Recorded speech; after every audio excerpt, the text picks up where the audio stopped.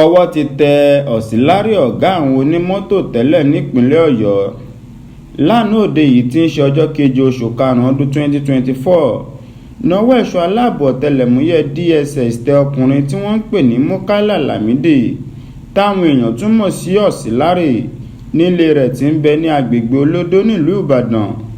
Bí ẹ bá rántí, bí ẹ kò bá gbàgbé, pé láti ọdún tó kọjá yìí ní iléeṣẹ́ ọlọ́pàá ti kéde pé àwọn ń wá ọkùnrin náà láti wá wí tẹnu rẹ̀ látàrí àwọn ẹ̀sùn kan tí wọ́n fi kàn án, èyí tó ní ṣe pẹ̀lú gbígbèrò láti ṣekú pani àti níní àwọn ohun ìjà olóró nílé.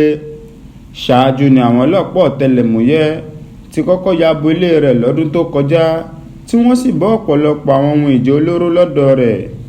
Lamidi Mukaila ní gómìnà ìpínlẹ̀ Ọ̀yọ́ onímọ̀ ẹ̀rọ Ṣèyí Mákindé gbaṣẹ́ lọ́wọ́ rẹ̀ gẹ́gẹ́ bí ọ̀gá àgbà fáwọn awakọ̀ nípínlẹ̀ Ọ̀yọ́ nínú oṣù kẹfà ọdún 2023.